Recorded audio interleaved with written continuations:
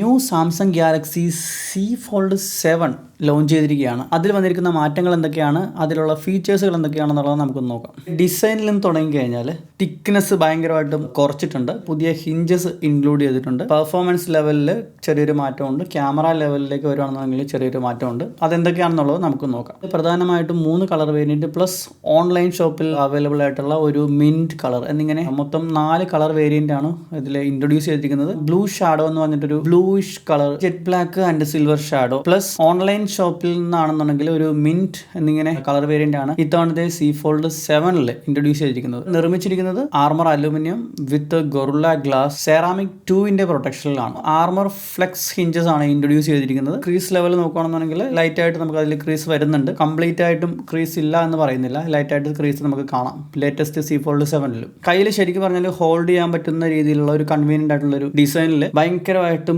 Thickness കുറച്ചിട്ടാണ് ഇത്തവണ Z Fold 7 Samsung introduce ചെയ്തിരിക്കുന്നത്. മെയിൻ ഡിസ്പ്ലേ 20.3 സെന്റിമീറ്ററിന്റെ ഫുൾ റെക്ടാങ്കുലർ ഡിസ്പ്ലേ ആണ്. ഇതിന്റെ റെസൊല്യൂഷൻ വന്നിട്ട് 2184x1968 QXGA plus dynamic AMOLED 2x display ആണ് ഇത്തവണത്തെ മെയിൻ ഡിസ്പ്ലേ ആയിട്ടും അതുപോലെ തന്നെ സബ് ഡിസ്പ്ലേ ആയിട്ടും സി ഫോൾഡ് 7 ഇൻട്രൊഡ്യൂസ് ചെയ്തിരിക്കുന്നത്. ഫ്രണ്ട് ഡിസ്പ്ലേ വരുമ്പോൾ 16.5 സെന്റിമീറ്ററിന്റെ ഡിസ്പ്ലേ ആണ്. 2520x1080p ഫുൾ HD പ്ലസിന്റെ ഡിസ്പ്ലേ ആണ് ഫ്രണ്ട് ഡിസ്പ്ലേയിൽ വരുന്നത്. സ്നാപ്ഡ്രാഗൺ 8th Gen എലീറ്റ് ആണ്, ഒറ്റ കോർ പ്രോസസ്സർ ആണ് നൽകിയിരിക്കുന്നത്. പ്രോസസിംഗ് സ്പീഡിൽ ചെറിയൊരു ഇംപ്രൂവ്മെന്റ് സി ഫോൾഡ് 7 കൊണ്ടുവന്നിട്ടുണ്ട്. ആൻഡ് 1 UI 8 ആണ് ഔട്ട് ഓഫ് ദ ബോക്സിൽ വരുന്നതെങ്കിലും 7 ഇയേഴ്സിന്റെ major upgrade Samsung Z Fold 7 സീരീസിൽ നൽകുന്നുണ്ട്. പിന്നെ വരുന്ന ചേഞ്ചസ് എന്ന് പറഞ്ഞാൽ ഇതിൽ ക്യാമറ ഡിപ്പാർട്ട്മെന്റിലാണ്. പ്രീവിയസ് മോഡലിനെ അപേക്ഷിച്ചിട്ട് C Fold 7 200 MP wide angle camera ഇത്തവണ ഇൻക്ലൂഡ് ചെയ്തിട്ടുണ്ട്. ബാക്ക് ക്യാമറ സിസ്റ്റത്തിലേക്ക് വരുവാണെന്നുണ്ടെങ്കിൽ 200 MP 1.7 അപ്പർച്ചറുള്ള 2x optical zoom support ഇതിൽ ചെയ്യുന്നുണ്ട്. പ്ലസ് 12 MP ഒരു അൾട്രാ വൈഡ് ആംഗിൾ ക്യാമറയും കൊടുത്തിട്ടുണ്ട്. അതിനോടൊപ്പം തന്നെ 10 MP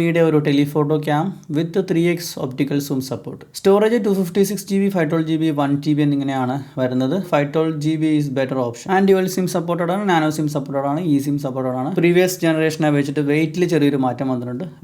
കുറച്ചുകൂടി വെയിറ്റ് കുറഞ്ഞിട്ടുള്ള ഒരു ഡിസൈനിലാണ് ഇത്തവണത്തെ സി ഫോൾഡ് 7 ഇൻട്രൊഡ്യൂസ് ചെയ്തിരിക്കുന്നത്. ആൻഡ് ബാറ്ററിയിലേക്ക് വരുവാണെന്നുണ്ടെങ്കിൽ 4400 mAh ബാറ്ററിയാണ് ഇതിൽ നൽകിയിരിക്കുന്നത്. 4400 mAh എന്നുള്ള ഒരു 5000 അല്ലെങ്കിൽ 5500 ബാറ്ററി എങ്കിലും കൊടുക്കാമായിരുന്നു എന്ന് തോന്നുന്നു.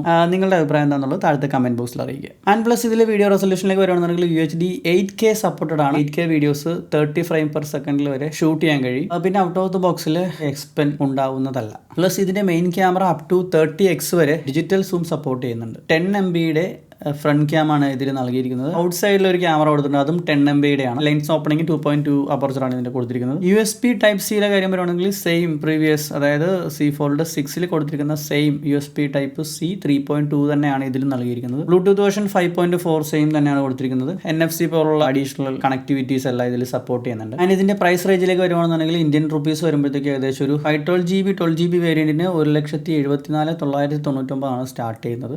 1TB 16GB വേരിയന്റ് വരുമ്പോഴത്തേക്കും 2,16,999 ആണ്. കുറച്ചുകൂടി ഓവർ പ്രൈസ്ഡ് ആയിട്ടില്ലേ എന്ന് എനിക്കൊരു സംശയമുണ്ട്. സി ഫോൾഡ് 6 അപേക്ഷിച്ച് സി ഫോൾഡ് 7 വരുന്ന പ്രധാന മാറ്റങ്ങൾ എന്ന് പറഞ്ഞാൽ അതിന്റെ ഡിസൈനിൽ ചെറിയൊരു മാറ്റം വന്നിട്ടുണ്ട്. ലൈറ്റ് വെയിറ്റ് ആയിട്ടുണ്ട്, കുറച്ചുകൂടി സ്ലിം ആയിട്ടുണ്ട്. വെയിറ്റ് പ്രീവിയസ് വേർഷനെ അപേക്ഷിച്ചിട്ട് വെയിറ്റ് കുറഞ്ഞിട്ടുണ്ട്. പ്രോസസിംഗ് സ്പീഡ് ചെറിയൊരു ഇംപ്രൂവ്മെന്റ് കൊടുത്തിട്ടുണ്ട്. 200 MP ക്യാം കൊടുത്തിട്ടുണ്ട്. സി ഫോൾഡ് 6 യൂസ് ചെയ്യുന്ന ഒരാൾക്ക് ഇതിലേക്ക് അപ്ഗ്രേഡ് ചെയ്യേണ്ട ഒരു ആവശ്യമുണ്ടോ എന്ന് ചോദിച്ചു കഴിഞ്ഞാൽ എനിക്ക് തോന്നുന്നു ഡിസൈൻ വൈസ് നോക്കിക്കഴിഞ്ഞാൽ നല്ല ഇമ്പ്രൂവ്മെൻറ്റ് വന്നിട്ടുണ്ട്. കുറച്ചുകൂടി സ്ലിം ആയിട്ടുണ്ട്.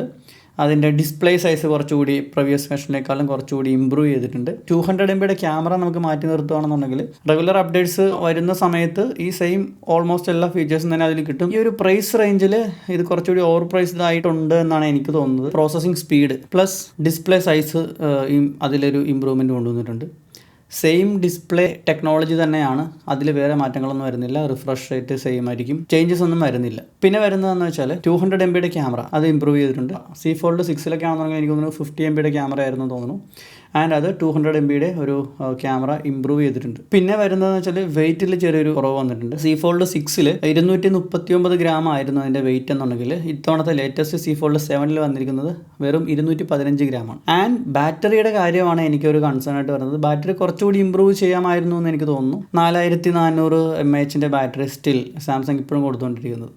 മിനിമം ഒരു 5000 അല്ലെങ്കിൽ 5500 mAh ബാറ്ററി എങ്കിലും കൊടുക്കാമായിരുന്നു ഈ ഒരു പ്രൈസ് റേഞ്ചിൽ. ഇത്രയും പൈസ കൊടുത്ത് ഇങ്ങനെ ഒരു പ്രീമിയം ഫ്ലാഗ്ഷിപ്പ് ഫോൺ വാങ്ങിക്കുമ്പോൾ നമുക്ക് ബാറ്ററിയാണ് മെയിനായിട്ട് വേണ്ടത്. ഇത്രയും ഒരു 4-5 ഫാക്ടേഴ്സ് ഒഴിച്ചു നിർത്തി കഴിഞ്ഞാൽ ഓൾമോസ്റ്റ് സെയിം പഴയ നമ്മുടെ C Fold 6 ഉള്ള ഓൾ ഫീച്ചേഴ്സ് തന്നെയായിരിക്കും ഇതിലും കിട്ടുന്നത്.